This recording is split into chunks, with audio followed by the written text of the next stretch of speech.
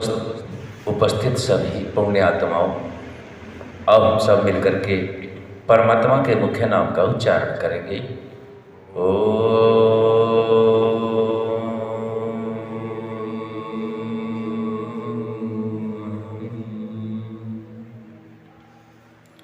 विषय चल रहा है संध्या का, और संध्या में प्राणायाम के मंत्र को हम समझने समझाने का प्रयास कर रहे हैं,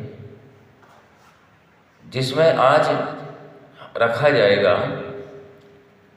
ओम जनः, यही है ना, और पूरा मंत्र है ओम भुवः ओम स्वः ओम महः ओम जनः ओम तपः ओम सत्यम। ओम के अर्थ क्या है? भूपेंद्र आर्य जी बताएं, ओम के अर्थ क्या है? सब रक्षक, सर्व रक्षक। सर्व में क्या क्या आते हैं? दुनिया में जितनी भी चीज है सब। अच्छा, अगला प्रश्न है, चीजें कितने प्रकार की हैं?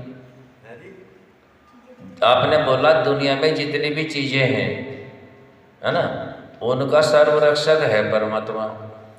तो आप ये बताओ, चीजें कितने प्रकार की हैं? पृथ्वी, जल, अग्नि, वायु, चांद, सूरज, सितारे, सब पेड़ पौधे सब। ऐसा सोच के बताओ जिसमें सब आ जा, नाम न गिनने पड़े। प्रकृति।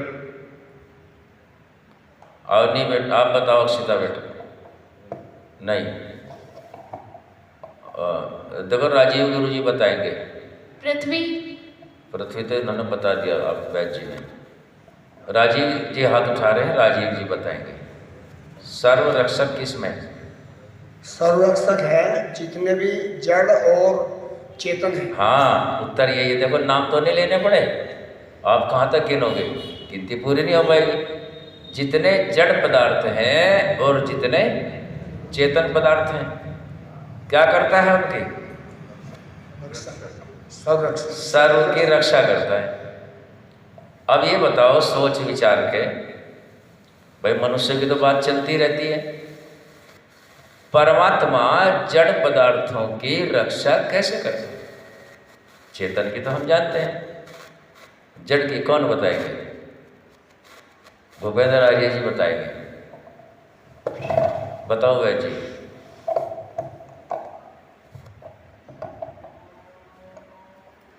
पांच तत्वों से रक्षा करता है। अच्छा, जड़ में दो चार पदार्थों के नाम गिनो।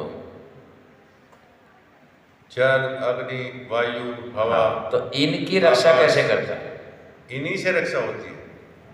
प्रश्न ये नहीं है, प्रश्न है ओम सर्व रक्षक, और ओम यानी कि परमात्मा जड़ और चेतन दोनों की रक्षा करता है। तो जड़ की रक्षा कैसे करता है? सृष्टि के शुरू में ही जो है नियम बना दिए, उसी के आधार पर चल रहा। हाँ, देखो उत्तर यही है कि जितने जड़ पदार्थ हैं सब परमात्मा के नियम में हैं, और यही उनकी रक्षा है। यदि नियम का उल्लंघन हो जाए तो पृथ्वी जल अग्नि का आपस में टकराव, पृथ्वी सूर्य चंद्रमा आदि का टकराव हो सकता है, लेकिन ऐसा नहीं होता, क्योंकि ये कहे में बंधे हुए, ये नियम में है, व्यवस्था में है। तो ओम के अर्थ है सर्व रक्षक। आगे आया जनः। जनः का अर्थ क्या है? राजकपूर जी बता देंगे। जनः, जननी को तो जानते हो, जननी से ही जन है। जन का मतलब है जननी, यानी कि पैदा करने वाला। हाँ, उत्पन्न करने वाला जनक। इस संपूर्ण ब्रह्मांड का जो अभी हमने जाना है, जड़ और चेतन दोनों का क्या है? परमात्मा जनक है परमात्मा। अब ये विचार के बताओ, पुत्र या पुत्री उत्पन्न होते हैं, उनके जनक माता पिता हैं? भूपेंद्र जी? नहीं, उनके माता पिता सब परमात्मा ही है, उसकी कृपा से है सब कुछ। माता पिता तो एक माध्यम है, वास्तव में जनक जो है परमात्मा है, क्योंकि वही निर्धारण करते हैं रंग रूप का, गुण कर्म स्वभाव का, शरीर आदि का परमात्मा ही व्यवस्था करते हैं।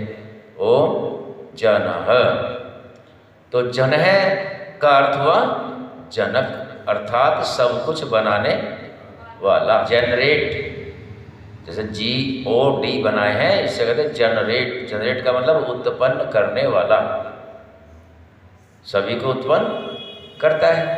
माइक रख दो बेटा। जड़ और चेतन दोनों को उत्पन्न करता है। अच्छा, जड़ पदार्थों में सबसे पहले किसकी उत्पत्ति होती है? भूपेंद्र आर्य जी, वो बताओ। पृथ्वी की। पृथ्वी तो बहुत बड़ा सामान है, दिखाई देने वाला है, इससे पहले कुछ नहीं बनता। बस मेरा विचार तो यही है जी कि पृथ्वी पे टिक रहा सब। आपका विचार वो होना चाहिए जो ऋषियों का विचार है, क्योंकि हमारा कुछ भी विचार नहीं होता। मनुष्य का अपना कोई भी विचार नहीं होता, मनुष्य तो सीखता है। सबसे पहले स्थूल बनाएगा कि सूक्ष्म बनाएगा? तो आज हमें यहाँ तक जानना है। ओम जनः, परमात्मा उत्तर देंगे कितने प्रकार की सृष्टि बनाता है? संजय आर्य जी बताएंगे।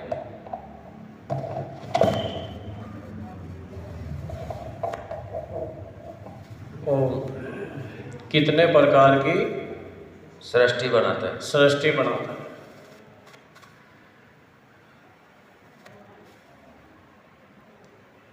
चलो ध्यान देंगे।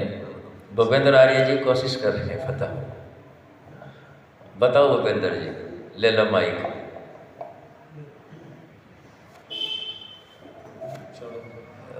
समझ में आया है? बताओ। और एक तो स्थूल है, हाँ, और एक सूक्ष्म। तो सूक्ष्म और स्थूल दो प्रकार की सृष्टि परमात्मा बनाते हैं।